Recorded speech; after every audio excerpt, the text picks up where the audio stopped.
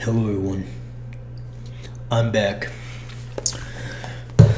Today I'm bringing you a brand new Five Nights at Freddy's theory. Now since last time I've been thinking, I got the old noggin working.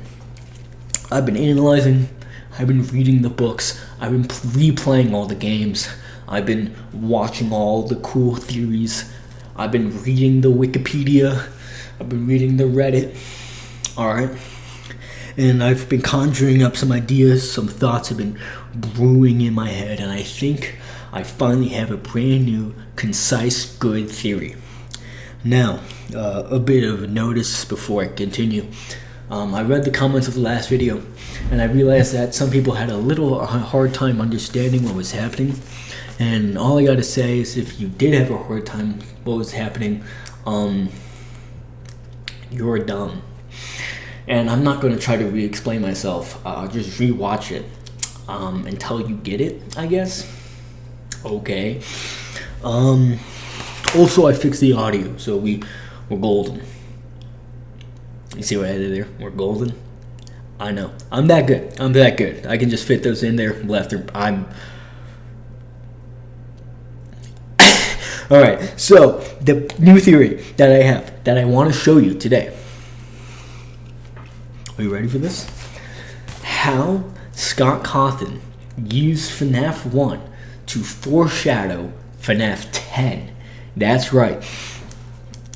Let me write this down real quick. You already know. I got a new piece of paper. We already got this going. So, for FNaF 1 foreshadows FNaF 10. Alright. Now, what is FNaF 10? You might be asking. We don't even know what FNaF 10 is, right? It's not even a thing, you know. We're not even ruined. It's FNaF 10. It's like FNaF 9.5, and then you have FNaF fucking Help Wanted 2. And Help Wanted 2 is like, it's there. It's like 9.8, right? But we're going to get into FNaF 10, and that's going to be the next installment of the franchise. And I can already predict what it's going to be about before it's even announced or anything about it at all. What is it? Well, let me tell you. So, you ever seen those weird circus little doodads? You ever seen those weird circus little buddies?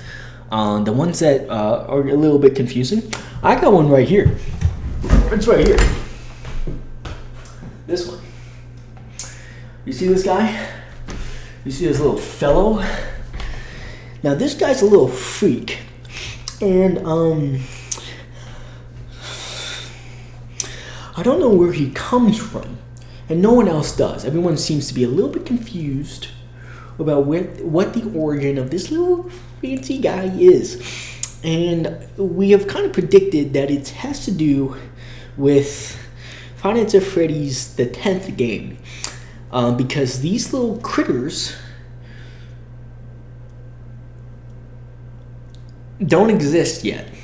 I mean, they are not in any promotional material. They're not in any little thing. So it's kind of weird how we got these little guys that are here. Move. Oh, wait, what? Oh, dude. Wait, huh? Little funny guy. A little funny little baby man. What the? Give me. Dude, you just fucking twist him. Shit. Oh my god. This guy. Where does he come from? Now, it's rumored to believe that he comes from the 10th game, the FNaF Circus game. Now, that game's not out yet. That game, we don't know anything about it other than Circus. Now, according to FNaF, he believes that FNaF 10 has been like alluded to this entire time, and not this entire time, but since I don't know. Since FNaF 6, but I disagree. I say it's been there since FNaF 1. This Circus game. This got Cawthon Into Madness. Now, he also believes that FNaF Into Madness actually is security review and help wanted and help wanted 2. I think he's dumb, and I don't think he knows what he's talking about, frankly. And I think I have a newer, better insight onto the things that are happening in this franchise better than he does.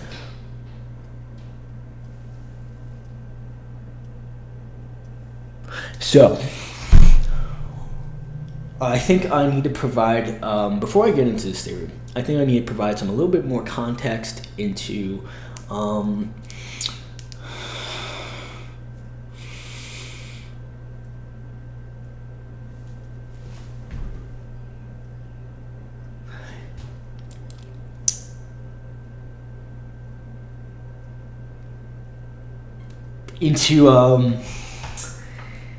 into what I mean by this, because it's kind of difficult to understand. So first in our theory,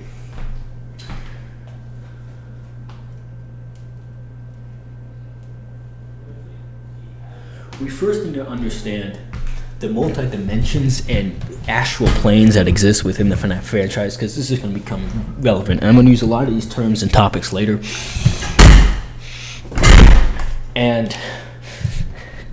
And they're going to come up, and I need to be able to express them without having to reiterate new ideas. So first we need to define several different elements of the FNaF franchise before we continue. So, as most people know, I think that when the souls of the dead children end up being, possessed in some shape or form in, the animatronics, they actually bifurcate and go to 2 different astral planes. So you can basically think of this as there's the heaven, which is kind of like the overworld, or I guess you can just say it's the afterlife. And then there's the main world, Alpha Hub, I'm going to call it. And then there's hell, right? And that's the underworld in our example. There also exist 2 ethereal planes of existence that happen between both the Alpha world and a afterlife, and between the Alpha world and the underworld.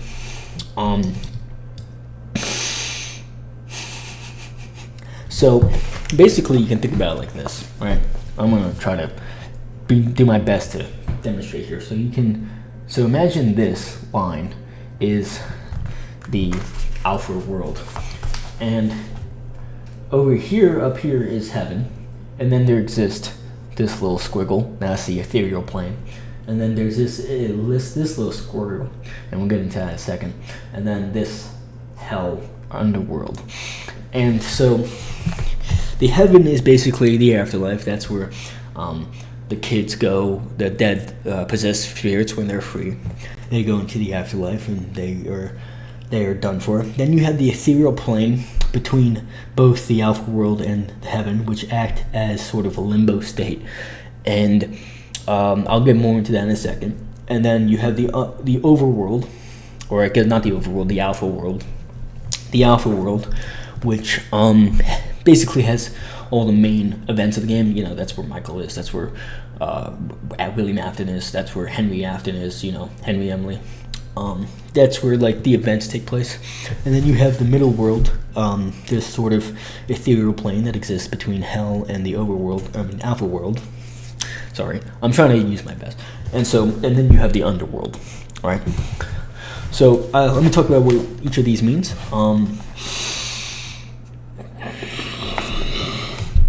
You have the Alpha. You have heaven, which doesn't really have any direct representation in the FNaF franchise. That kind of just assumes that it's there. It's kind of just exists. In the thing, we kind of assume that it's there because the spirits end up actually going somewhere, and so it doesn't really have any sort of direct sort of connection. The only time we actually do see somewhat sort of it is the FNaF 3 good ending, where you can see the lights of the animatronics turned off, and so we can kind of assume that exists in as the limbo state. I mean, that exists as heaven. Then we get into the limbo state, and this is where like Happy's Day takes place.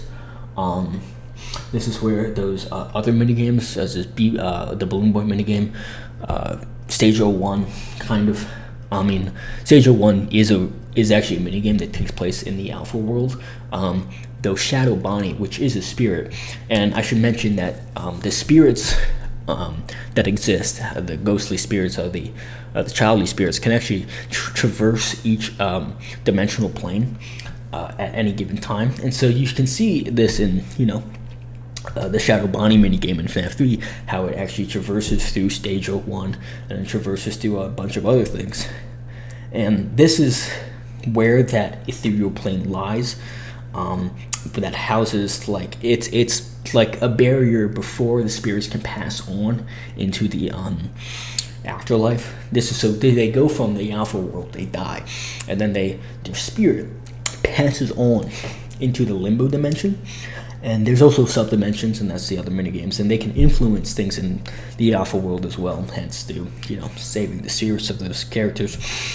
And then you get Happy's Day, and then their souls can be freed, right? Then you have the Alpha World, and I did mention this, but this is the Alpha World where everything kind of happens in this. You have this location, you have FNaF 4, you have FNaF 2, you have FNaF 3, FNaF 1 is there. FNaF 6. All these happen in this dimension. Before I continue, I do one thing about note: when kids die in this dimension. So what happens is when a soul is dead, and then possession takes place in such a robot or something, is that what happens is the a part of the spirit actually goes on to be living in that metal. It's the living metal theory, and I think you might have noticed that. But the actual spiritual, ethereal, astral plane of it is projected onto the limbo dimension, while its inner agony metal remnant state, which is sort of like ectoplasm from Ghostbusters, that is the ghost juice remnant embedded within the metal when the soul dies. That exists in this alpha dimension. And then you have I'll just skip to the underworld real quick. I'll get back into the middle plane between alpha dimension and the underworld. Underworld, we can just assume there's probably ultimate custom night. That's hell, basically. That's it can take many shape or forms, obviously indicated by ultimate custom night, and that's where the true torture and agony happens within the universe, and I think that's like the strongest example. We haven't seen any better examples. So that's that's that. But this right here, this ethereal plane that exists between Alpha World and Underworld, that's probably the most important one, and that is FNaF World.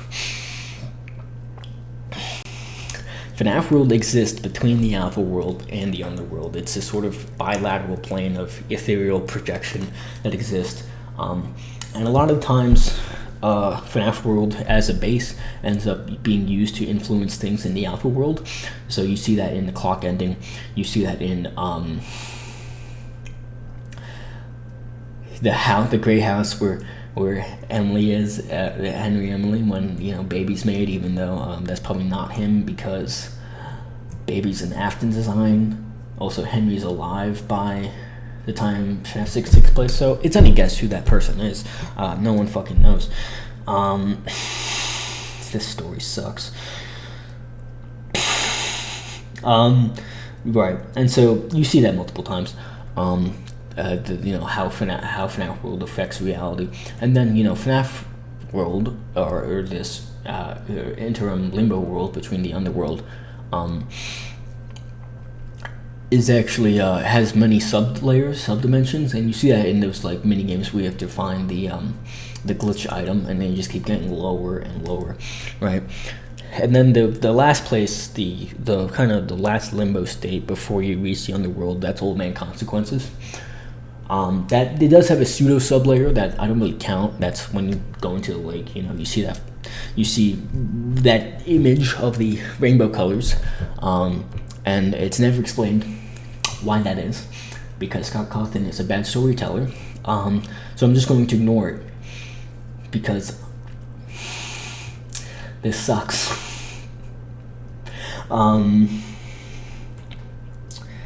Yeah. So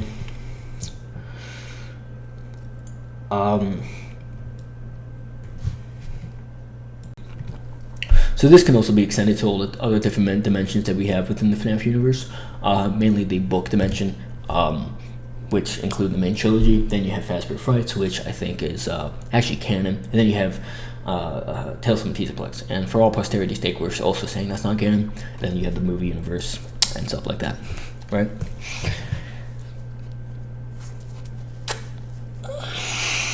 And so, if you take, for example, the Mimic, because the Mimic has two different timelines, or at least two different parallel universes coinciding with each other. And I think that's through interdimensional hoopla from, especially coming from FNaF World. I think FNaF World has a unique ability to reach over and touch multiple other alternate universes that, frankly, we wouldn't have otherwise. Because I think generated from FNaF World, you end up getting the Tales from the Pizzaplex books.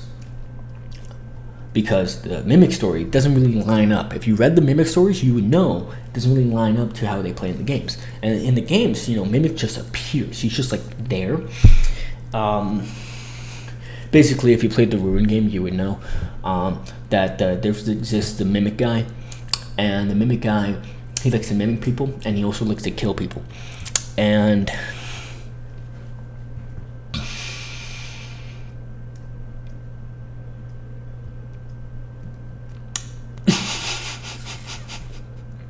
at the end of Security Breach, when the good ending, when Gregory and Vanessa escape, which is the canon ending, which was not given to us in Security Breach. That's because Security Breach is a bad game. They go back sometime later and build an AI called Mixes, and Mixes allows the ability to haunt you. It has the ability to haunt you and basically just make you scared shitless. And so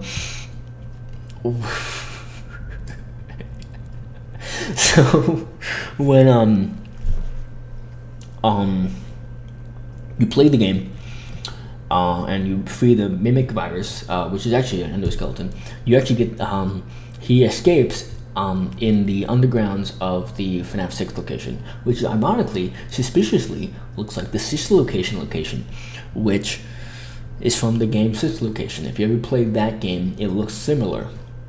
And so there's a rumor that sister location might take place below FNaF 6, which is below which is both Fazbear's Pizzeria, Fredbear's Diner, which is below Pizzaplex, which would be insane if that were true. Unfortunately, Steel Wool and Scott Cawthon are not good at describing this or making it known, so it's really anyone's guess at this point.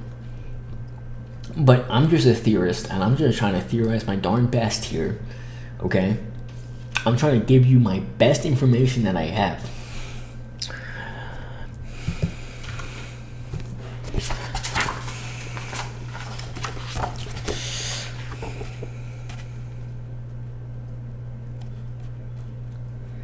This book is useless, by the way. This book sucks. It doesn't...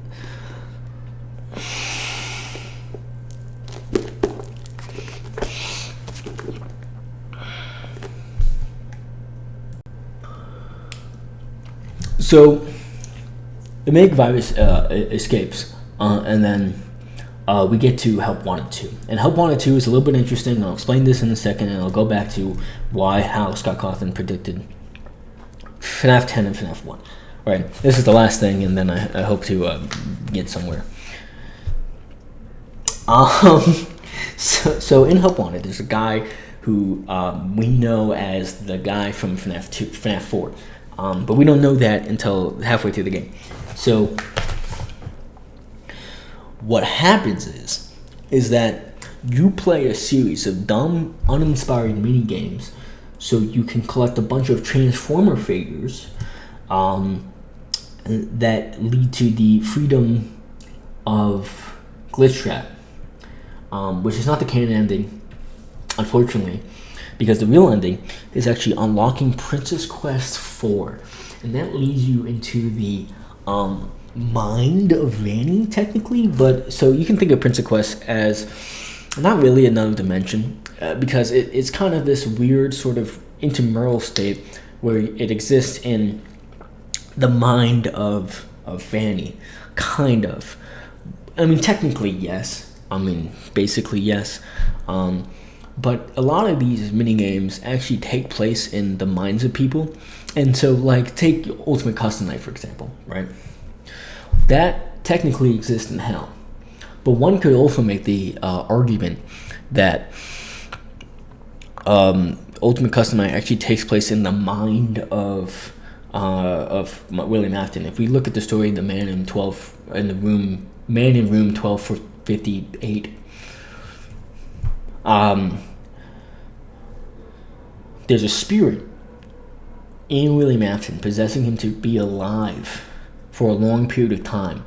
And so you can kind of make the assumption that maybe because, if we're talking about the spirit or Cassie in Ultimate Custom Night, that keeps William Afton alive, but technically it's hell. Basically, Cassie possesses a unique power to basically transfer William Afton's dead, decrepit mind across different dimensions. So his mind is experiencing hell in the hell dimension, in the underworld, though his physical presence lies in the alpha world, or the plot of the Fast Fear Frights alpha world, right? And so, but Cassie's able to do is literally keep his physical mind awake by conjuring up and transferring it ethereally through a backdoor portal, using Ghost Spirit Remnant Agony power into the hell dimension, which is what kind of happens. That's how we get Ultimate Custom Night. So when you look at Vanny's Princess Quest minigame, you can kind of make the argument that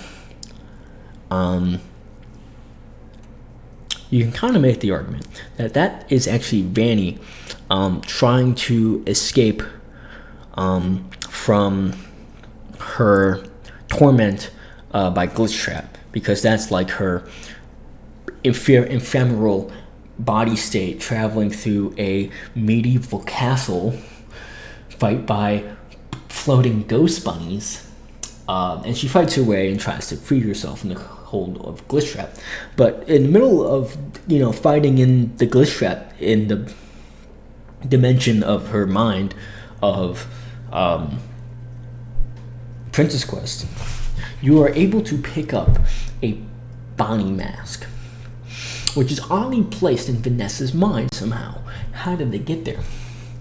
Well, as we know, in the game Help Wanted, we play as the guy who played the FNaF World bully who wear the blue Bonnie mask, because I don't know why, we just do. And so we are that person who's dead in Help Wanted, and I'll get to that in a second, who is playing in the mind as these cabinets of Vanessa. And so it's a bit weird because the cabinets of the Princess Quest exist in the alpha world. They also exist in this interim dimension, which is Help Wanted 2. I didn't mention that Help Wanted 2 is not in the alpha world. It's actually in this in the hell the world, because he might actually be dead. So I'll get into that in a second, but of why that is the case. But let's just, for the sake of the example, assume that Help Wanted 2 takes place in not the underworld, close to it. It's borderline, because he's not really in hell or being tormented, but he is in this alpha.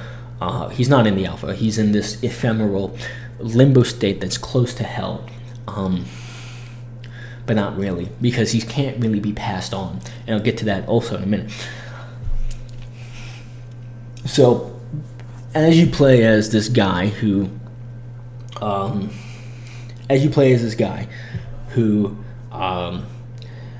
in Help Wanted 2, you play as Vanessa's mind. And so from what I can understand is that in some way, this guy who's dead is somehow in controlling or pseudo-possessing without his knowledge through the arcade cabinets Vanessa's mind. And so what he's doing without his knowledge, but kind of because he's dead, is that he is actually stretching Vanessa's mind across multiple dimensions, because otherwise that blue body mass shouldn't have been shown up. So that's why you get the you get Vanessa's mind in multiple dimensions, because she's experiencing things from the memory of this Bonnie boy who is able to inject this mask into Vanessa's mind, right? And so what you end up seeing is that she collects this mask and says it looks vaguely familiar, even though it doesn't really look vaguely familiar to her because she's Vanessa. That's kind of not Vanessa's mind coming through, but that's really more of this Bonnie bully's mind coming through her mind, projecting herself across dimensions.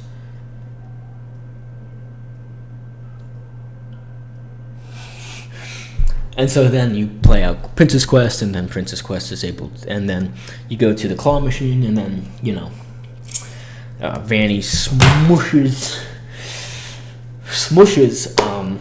Glitch Trap with her hands, and then Bob's your uncle, and the game ends, right? But how is the guy dead? Well, we know he's dead based off what Mrs. Hippo says in her little box. She's something along the lines of, have you looked at your hands? Have you really looked at your hands? Which would be an odd statement to say if it wasn't important or meaningful. So, as you know, in the game of Help Wanted, you are constantly wearing a Vanny mask. And this Vanny mask makes the world look all cool and dandy. And so when you're wearing the Vanny mask and you look at your hands, the hands look sort of digital green lines, coolness. And when you still take off the mask and then you realize the FNAF 6 area is all decrepit and a bunch of hoopla, right? Then and you look at your hands still, it's still green and fake. Thus, because his hands aren't actually real or exist in any meaningful way because they're all green and fake, he's actually dead. Now, it kind of raises the point of, if he's dead and he is actually the guy who bullied the kid into the FNAF 4 minigame to get his head bit off in the Bite of 83, why is this scenario that's taking place in his mind, because he's dead, the FNAF 6 location? Well, that's because the FNAF 6 location is actually secretly the FNAF Fredbear's Family Diner location that takes place in FNAF 4, which would make sense if this location is down there, because that, coincides with the retcon FNAF 6 location did for no reason, because Scott Cawthon hates telling good stories. So that's how we get there. And so now we're back to explaining how Scott Cawthon made FNAF 1 actually useful to us, so such that we can predict the FNAF 10 video game. This is actually something that's really cool, and what I didn't think that most people picked up on, because if you look back at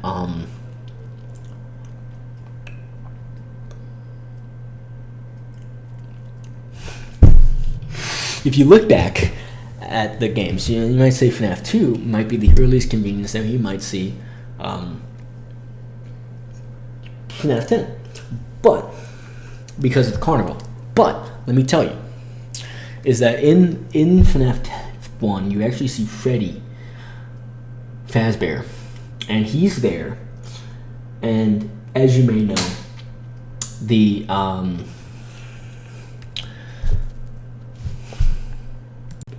so you might be asking yourself, how does this really correlate with FNaF 10 and FNaF 1? I'm glad you asked that question. You've been asking good questions this entire time.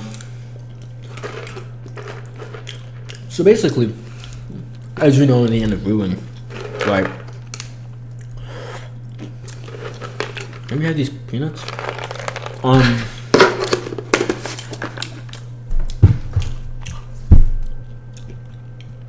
Basically, in the end of Ruin, you escape the Pizzaplex, but not really, because Gregory traps you and kills you. FNaF Circus, the 10th game, is actually the evil secret location area that we don't know about. As you know, in the Twisted ones, they actually do go to Sis location in the Twisted ones, but it's not the Sis location. It's a brand new Sis location that has a big massive fountain and a big massive columns and it's wide tall ceilings, and it's beautiful. It's magical, right? It's never before seen before. And I think secretly that's where the Circus is. The Circus is a sub layer beneath the Sis location layer that exists, that was secretly hidden by William Afton since the very beginning. Now, if you think about it, that doesn't make sense. But when you don't think about it, it does make sense. Because of the book setting, right? And so these are where all the clown monsters are, like that guy. He's there. That's where everything. That's where the clowns are. Now, in the FNaF 6, and now in the Sis location, there exists a scooper. And the scooper, its main design is to extract remnant from living metal entities where possession has occurred. And as we know, possession is really forced on by the spirit, because as we know, the spirits also can exist in the limbo plane that exists between the overworld, Alpha World, and heaven, right? And that's where they reside until Happiest Day happens. So they exist there, but they also exist through ectoplasm in the living metal. So the living metal is able to extract the possession out of the robot and put it into a new one, or take it and do whatever it wants with it, right?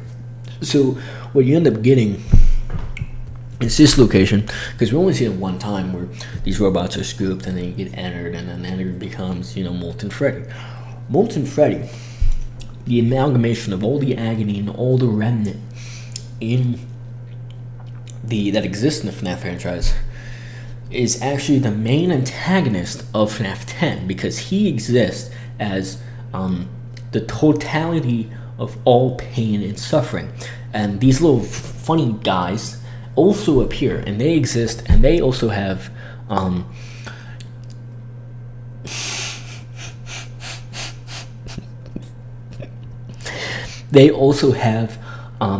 evil remnant into them, but there's no possession because no child was died in there.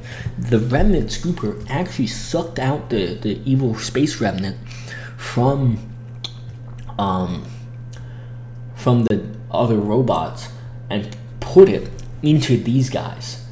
So these guys are actually bad guys, but they're not, because they're actually going to be good guys, because these guys you might think is bad and you might think they're going to harm you, but they're not. They're poor, lost souls who have been taken out of their original possession, and they're no longer mad because William Afton is actually dead now. He's officially dead. So the Mimic is going to be the guy who you have to defeat in the game, because the Mimic, he is the pseudo main antagonist, and he's helping to destroy these guys because these guys are the antagonist of him. These guys are trying to help you because they have nothing left to do, and they don't have a happiest day. They are stuck perpetually in limbo state and in Alpha World state. And the Mimic guy, the Mimic guy, he is going to be the guy against them, because the Mimic will try to fight them, but they fight you as Cassie. But because you're the guy's dad, right? I mean, the dad in FNaF 1 and 2 is actually you, Cassie's daughter. You're her. So the mimic is actually going to learn to mimic these guys right here. And so the mimic is actually slowly throughout the game going to become an ally towards you, right? And so when the mimic slowly becomes an ally towards you, you actually can develop a team of little cool guys like that one, little cool funny guys, and you're able at that point to finally face off the amalgamation, Mr. Agony over here. And so you might be saying, well, where are the more possessed spirits? And that's where you read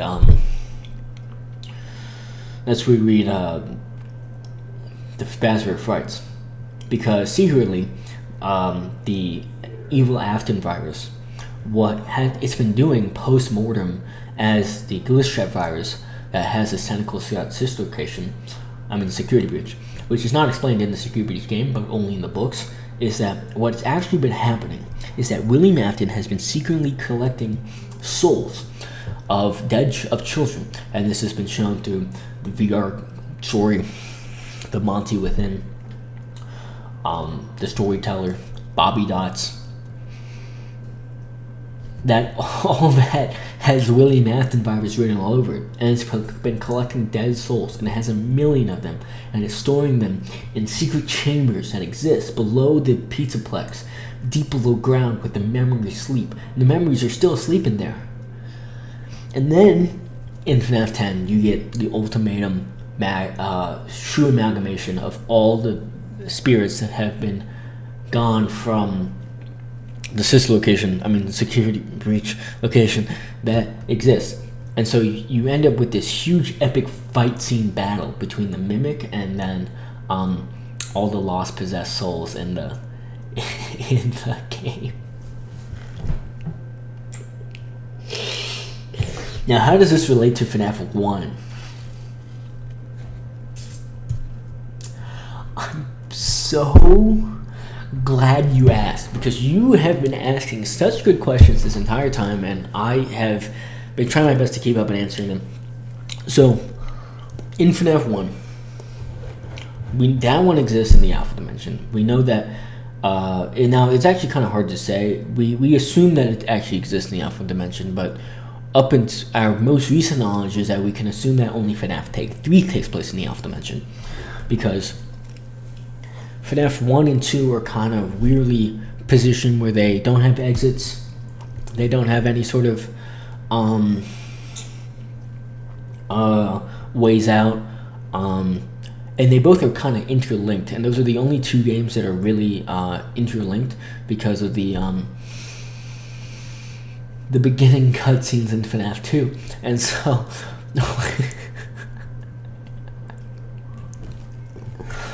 and so what you end up having is this weird collating, cascading, multi-dimensional paradigms that exist within the Alpha Dimension. Though that's assuming that FNaF 1 and 2 don't take place in the Alpha Dimension, but assuming that they do, and we can kind of prove that they do because the FNaF 2 masks actually end up showing in FNaF 3. That whole box and stuff and all that.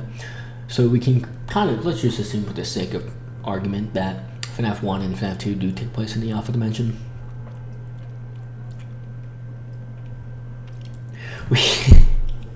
We can kind of say, for all intents and purposes, that FNaF 1 is the truest version of the Alpha Dimension, as we can think of. That's kind of patient zero in our case, because the true diagnostic between where it exists between the Alpha Dimension and all the other dimensions is very few and far between. There's a few examples where that happens, such as changing posters on the walls, Golden Freddy, and moving masks, and backstage. Though we do see it more in FNaF 2, and then it just keeps going, like the Phantoms and and then weird mini games. So the more games progress, the more we dive deeper into other multi-dimensional planes of existence. That is the underworld, the ethereal, the limbo, Alpha World, FNaF World, and then the underworld. And so FNaF 1 is kind of this base example of it that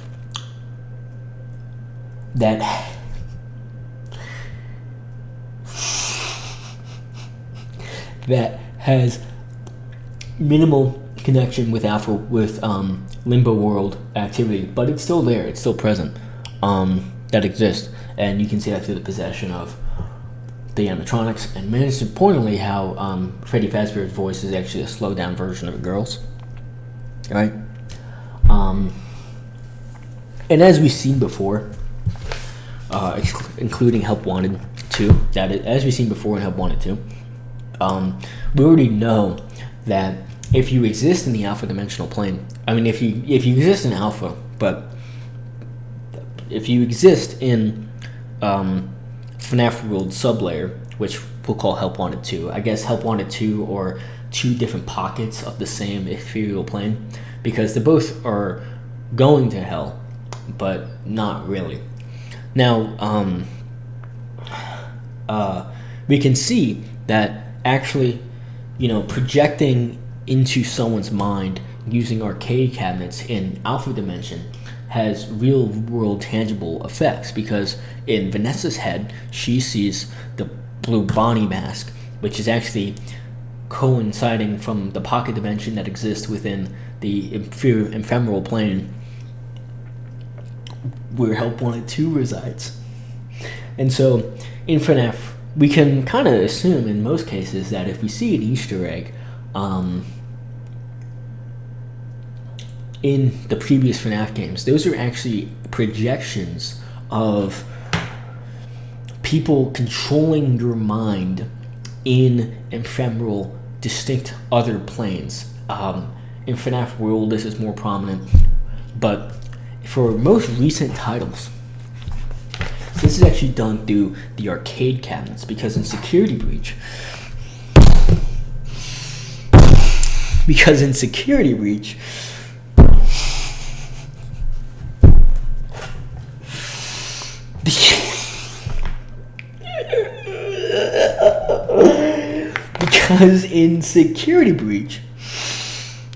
there is the memo about the talking arcade cabinets, and all the arcade cabinets are communicating with each other. Now, one can make the naive assumption that this communication between our cabinets is actually glitch trap and is actually willy mapped in some form, and it's about Vanessa. But in reality, if you look at the other arcade cabinets, because some of them is Lefty, some of them is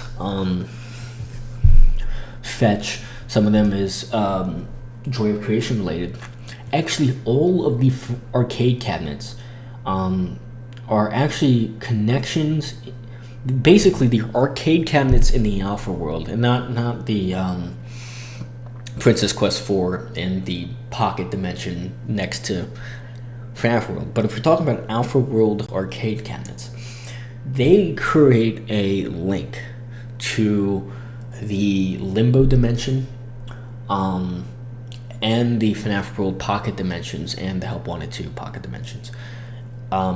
They actually play as they basically pull data and pull information from these and then project it into different points in time in the alpha dimension. So what you'll see is that basically in these arcade cabinets in Security Breach, they will actually influence the minds of the players in previous games, including Help Wanted, including FNaF 1 and 2 and 3, which, for the sake of argument, are all Michael Afton, and we're just going to assume they are. Michael Afton's trauma is real, but they are hyperactively defined into real-world manifestations through his eyes, such as Golden Freddy, the fabric of of reality all changing beside him, the poster changing, everything. You might think these are hallucinations, and you might be, and that's technically right, but the hallucinations are actually derived from kids playing arcade cabinets in 2030 in the security breach location, the Pizzaplex. Do you understand what I'm saying? I'm saying that all Easter eggs that take place in the games are actually derived through multidimensional arcade cabinets that can view limbo dimensions and ephemeral planes and pocket dimensions that affect multiple times along the FNaF franchise. So, what does this mean? This means in FNaF 10, there exists an arcade cabinet, most likely. There exists an arcade cabinet that actually that actually affects the plots and events of FNaF 1. And we can see this happening real time in FNaF 1. Because the robots are possessed in FNaF 1, that implies that there exists a FNaF 10 game that uses those elements. Hence, Scott Cawthon used FNaF 1 to foreshadow FNaF 10. Because now that we know everything that we did, Scott basically built 1, 2, 3, 4, 5, 6, 7, 8, and 9 up to help 1 and 2 as all the context we need to understand help 1 and 10. So all this information is actually just build up to FNaF 10, which involves these little guys right here. You see that guy? That's a FNaF 10 enemy, and you'll be fighting him. But it was all predicted since FNaF World, FNaF 1.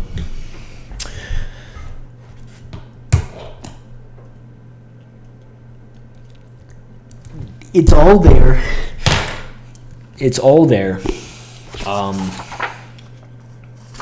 I don't have to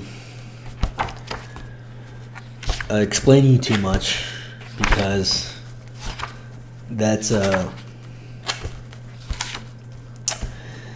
just it. And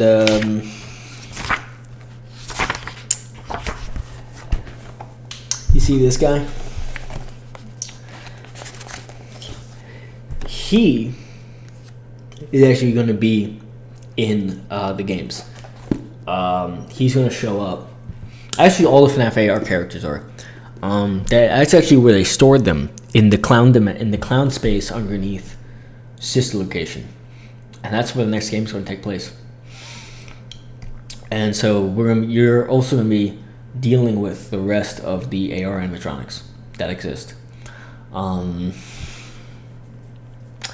in that dimension. I hope you enjoyed this theory. I hope you learned a lot. I did. I spent all this time researching it and analyzing it, and this is the conclusions I've drawn up. This is how Scott Cawthon has wrote his story. I'm just interpreting the facts that is presented before me. You can choose to agree.